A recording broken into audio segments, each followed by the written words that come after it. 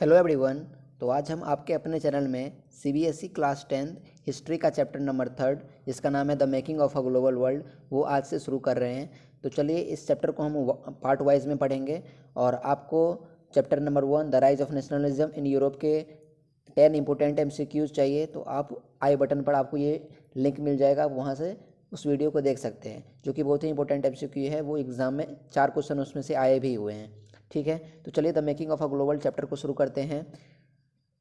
तो सबसे पहले जो अब आप इस चैप्टर को एनसीईआरटी में देखोगे तो ये आपका पहला टॉपिक आता है द प्री मॉडर्न वर्ल्ड। ठीक है, इसको समझना बहुत ज़रूरी है, तभी आपको इसके टॉपिक समझ में आएंगे। ठीक है, तो प्री मॉडर्न वर्ल्ड में आप लोग जानेंगे कि अब क्या होता है। तो चलिए शुरू करते हैं। In olden times the travellers merchants priests and pilgrims travelled to far off distances for knowledge opportunity and spiritual fulfilment. ये चैप्टर का नाम ही है the making of a global world. इसका मतलब इस चैप्टर में आपको समझना है कि जो हमारी जो पुरानी दुनिया थी वो किस तरह से उसमें डेवलपमेंट आए। ठीक है, किस तरह से वो ग्लोबलाइज हुआ अच्छे तरीके से, और आज जो आपका जो जो वर्ल्ड है वो एक मॉडर्न वर्ल्ड बन चुका है। इसलिए इस चैप्टर का नाम है the making of a global world. वो किस तरह से बदला हुआ है वही आपको इस चैप्टर में पूरे पढ़ना है। तो प्री मॉडर्न वर्ल्ड जो आपका टॉपिक यहाँ पर दिया गया है, इसका मतलब ही है आपका जो ये आप जिस समय में अभी रह रहे हो, ठीक है, जो टाइम आपका ये चल रहा है ये आपका मॉडर्न वर्ल्ड है। यानी मॉडर्न वर्ल्ड से पहले वाला टाइम आपको इस चैप्टर में पढ़ना है। इसलिए इस चैप्टर का यहाँ पर टॉपिक दिया गया है द प्री मॉडर्न वर्ल्ड, मतलब मॉडर्न वर्ल्ड से पहले का समय। तो यहाँ पर दिया गया है in olden times travellers merchants priests and pilgrims travelled to far off distances for knowledge opportunity and spiritual fulfilment.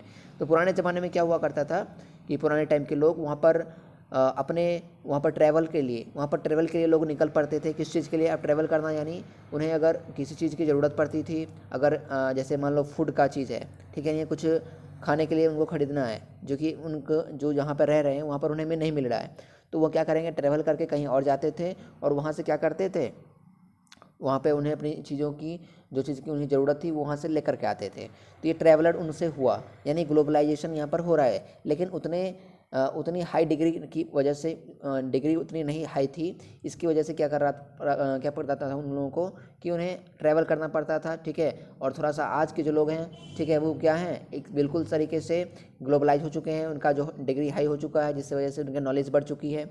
लेकिन पुराने टाइम में ऐसा नहीं था। मर्चेंट्स थे, प्रिस्ट यानी पुजारी लोग क्या करते थे, ये सब ट्रैवल किया करते थे। और ट्रैवल करने में क्या, वो जगह जगह जा कर के नॉलेज दिया करते थे एक दूसरे के पास जाकर। And pilgrims travel to far off distance, ये लोग बहुत दूरियां तय करके नॉलेज देने के लिए, अपनी अपॉर्चुनिटी हासिल करने के लिए, किसी के नॉलेज बढ़ाने के लिए, स्पिरिचुअल फुलफिलमेंट यानी अपनी फुलफिल की ज़रूरतों को लिए सहारा लेने के लिए ये सब क्या करते थे, ट्रैवल किया जाता था।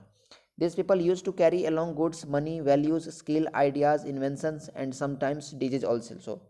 अभी मैंने आपको बताया ये लोग क्या करते थे, अपनी गुड्स यानी अपनी चीज़ों को लेकर के कैरी किया करते थे।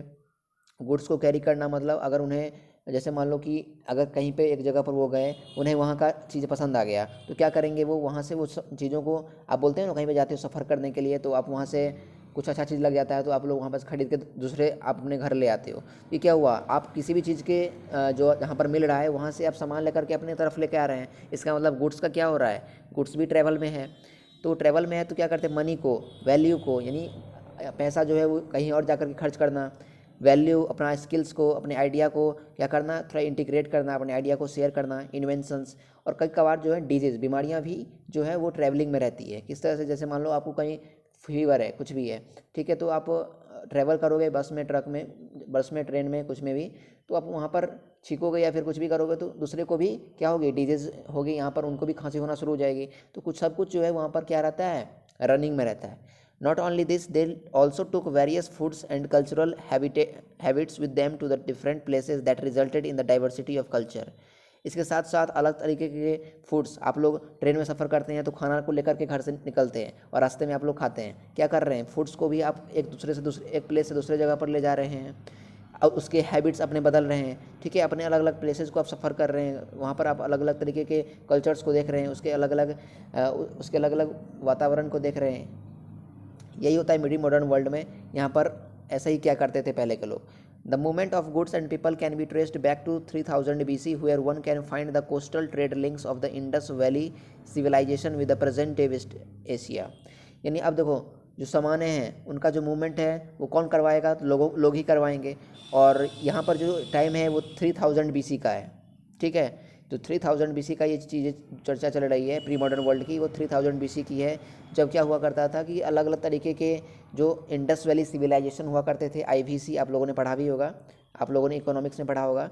तो उसमें क्या होता है कि जो अलग अलग कंट्री जो हैं एक दूसरे के साथ लिंक बनाते हैं।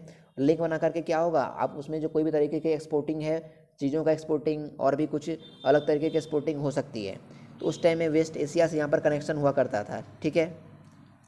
During that period the currency used for carrying out trade activities was cowries और सी सेल्स।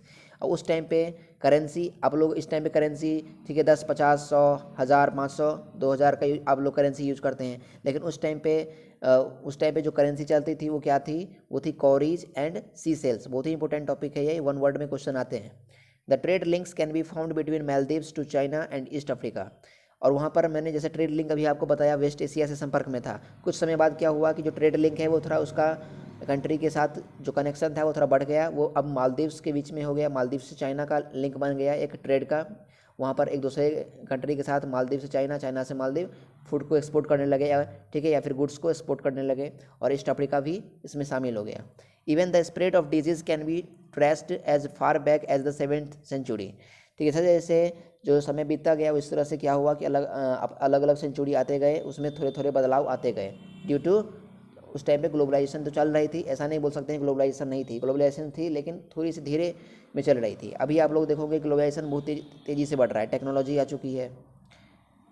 थोड़ा सा और देखते हैं इसके बारे में तब प्री मॉडर्न वर्ल्ड के।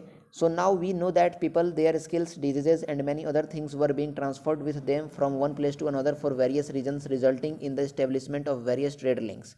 अब देखिए, जैसे लोगों ने सफ़र किया, ठीक है, उन्होंने अपने स्किल, अपने आइडिया को दूसरों के साथ शेयर किया, अपने जो डिजीजेज हैं वो अपनी दूसरे लोगों के साथ शेयर की, ठीक है, यानी डिजीज मैंने बीमारी आप एक दूसरे के साथ शेयर की, एक कंट्री से दूसरे कंट्री या फिर एक प्लेस से दूसरे प्लेस पर ले जा करके।